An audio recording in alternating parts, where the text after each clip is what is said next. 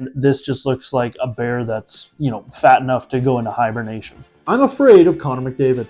I do believe I've been kidnapped. Again. Hello Leafs Nation, I'm Rick Scarborough and you're watching Blue and White Weekly, where we bring you weekly updates on the Leafs and the hockey world at large.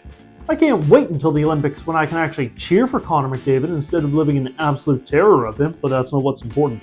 What's important is we have a brand new week of Maple Leafs hockey to talk about, so let's get into the news. Before we get into the games of the week, let's take a look at some news from around the hockey world. Friday hit us with not one, but two blockbuster trades for guys that have been rumored all season to find themselves in a new uniform. For more on that story, we'll throw it over to our rinkside reporter, Riley Roberts.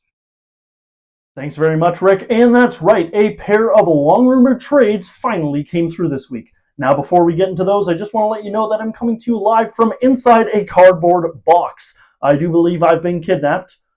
Again. And that I'll be somebody's Christmas present this year. So if you could send help whenever's convenient for you, that would be much appreciated. Anyway, the trades, starting with one that's been talked about for about a month or so now, when Sportsnet's Elliot Friedman first reported talks between the Pittsburgh Penguins and Edmonton Oilers to swap goaltenders Tristan Jarry and Stuart Skinner.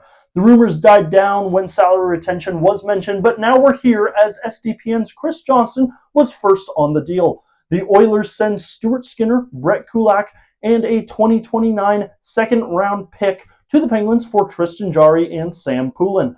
A blockbuster deal, no doubt with a lot of question marks around it for both teams, but there'd be no time to talk about it as just over 12 hours later, the Vancouver Canucks deal their captain, Quinn Hughes, to the Minnesota Wild for a package that includes Marco Rossi, Liam Ogren, Zeev Buim, and a 2026 first-round pick. The deal doesn't offer as many question marks as the one we just talked about, but is just as big, if not bigger, for the future of both these franchises and for the league. This is the Canucks announcing that the rebuild has officially begun, offloading their captain and franchise cornerstone that they drafted in 2018, while the Wild are shouting from the rooftops that they mean business this year, as they already sit at 5th in the National Hockey League standings, but the teams in 1st and 2nd, the Colorado Avalanche and Dallas Stars, respectively, are in their division, so it's going to be a tough task to get out of the first few rounds, let alone make it to the Stanley Cup Finals. Sorry about the cut in the footage there. Somebody dropped the box that I'm in. Anyway, these trades may serve as some sort of wake-up call to the rest of the general managers around the National Hockey League to get some business going, but they'll have to do it soon as the NHL's holiday roster freeze starts on December 20th, lasting until the 27th, meaning no transactions of any kind can take place in that week. The clock is ticking for GMs who want to trade for a new player for Christmas, but until anything on that front happens, I'll send it back to you in the studio. Please help me. Riley, I'm not sure which concerns me more. The fact that you managed to get yourself kidnapped again, or that you managed to grab a camera to take with you into the cardboard box while you're kidnapped. Either way, help is on the way. I hope. The Capitals hosted the Carolina Hurricanes on Thursday night and had a t-shirt giveaway featuring WWE superstar John Cena to celebrate his final match, which happened Saturday night in Washington. The sports world sent out a number of tributes to the greatest of all time, including a handful of NHL squads and our own Toronto Blue Jays. The Stadium Series uniforms have been revealed as the Tampa Bay Lightning get set to host the Boston Bruins in February's outdoor matchup. For more on the new looks for these teams, we'll go now to our junior intern, Gillsy. What's going on, dudes and dudettes? It's your boy Gillsy, and I am back on Blue and White Weekly, where today I'm going to be taking a look at the new Stadium Series tarps from the Tampa Bay Lightning and the Boston Bruins. I don't know why it's my job now to review jerseys. I guess the anger of the internet scared Ricky Boy, but I'll handle this one. So here we go. Starting off with the Tampa Bay Lightning, love it, perfect.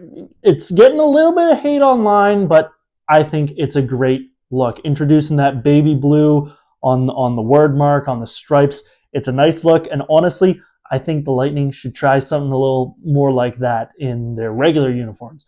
Try a little bit of light blue in the regular uniforms, because what they wear right now looks just like what the boys wear. It looks just like what the Leafs wear. You're not fooling anybody. Throw some baby blue in there. Nice, bright Lightning. Love it. Beyond the jersey itself, I love the logos here. The TBL word mark, it's a little, you could have done a bit more there, but the lightning, the marks going through it, that's an inspired look. The shoulder patch, perfect. Honestly, the shoulder patch with the pirate on it, that should have been on the front of the jersey. That would have been a great look. Get the Buccaneer synergy going. I like it. It's a great jersey. They're going to look good out there. Boston Bruins, they had the right idea, but I'm not so sure about the execution.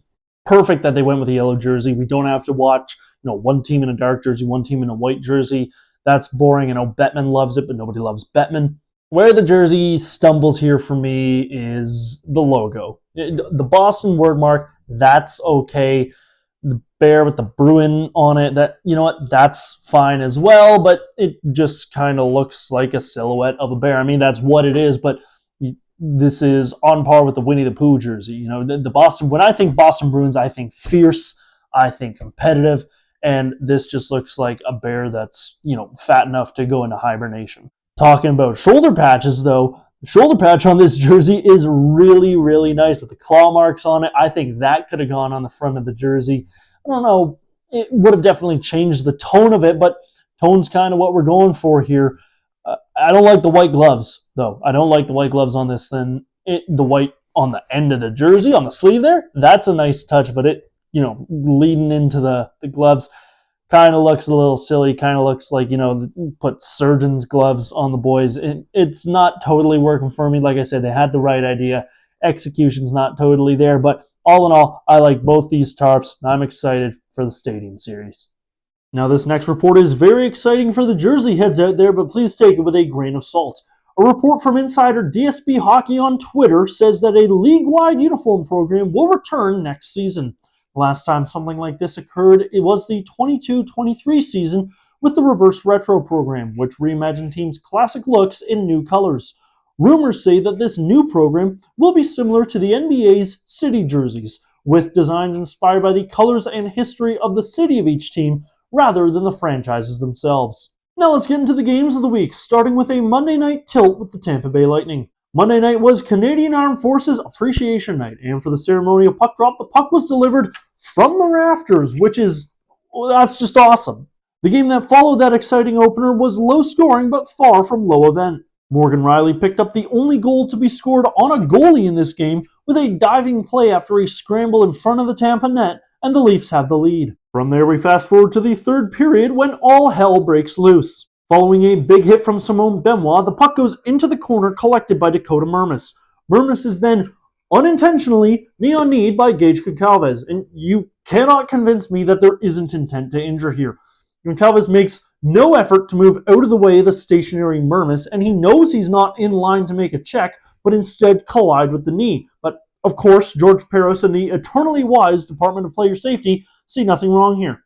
What player safety did take issue with, however, was Bobby McMahon's high stick on Oliver Bjorkstrand, which I understand the refs have to call, but a match penalty and one-game suspension seems a bit much to me, especially when we're just going to ignore Bjorkstrand's stick in McMahon's face mere seconds before.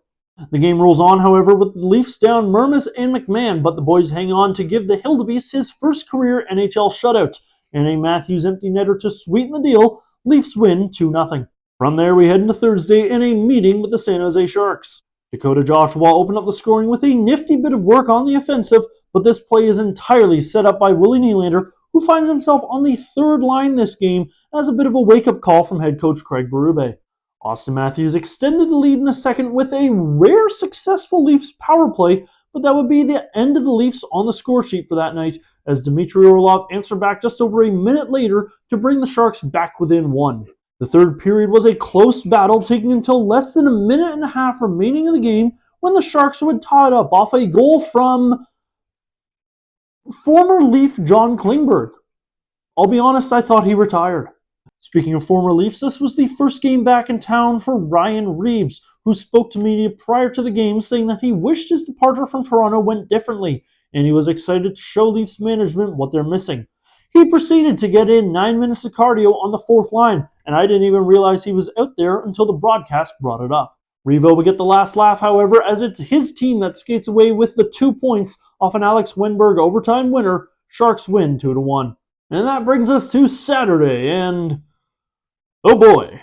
The Edmonton Oilers made their way to Toronto with their shiny new goaltender Tristan Jarry. What better way to debut your new starting netminder with something to prove than against the Leafs on Hockey Night in Canada? Yeah, the Leafs are going to get stomped out in this one, aren't they? And stomped out the Leafs indeed were, as Connor McDavid opens up the scoring less than 5 minutes into the game. That goal would be answered before the end of the first by Easton Cowan, and Oliver Ekman-Larsson would give the Leafs a short-lived lead to start the second, and then McDavid, Nurse, Podkolzin again, Hyman. It's now 6-2. I didn't even mention that the second McDavid goal wasn't even technically his, as Troy Stecher knocked into the Leafs net on his own. Artur Akhimov made his NHL debut with 10 minutes left in the game because Hildeby was just getting shelled and there was nothing going the other way. The Leafs only got 6 shots in the third period. Lorentz managed to find the back of the net on one of those shots, but it's not like anybody cares. The Leafs lose 6-3. Where's the Tylenol? Looking ahead in the week, the homestand wraps up on Tuesdays. The Leafs host the Chicago Blackhawks, then hit the road to take on the Washington Capitals on Thursday, then a weekend back-to-back against the Nashville Predators on Saturday, followed by the Dallas Stars on Sunday. We'll have all those games for you next week, plus so much more. But for now, thank you very much for watching Leafs Nation. Be sure to like and subscribe. And remember, go Leafs, go. I'm afraid of Connor McDavid.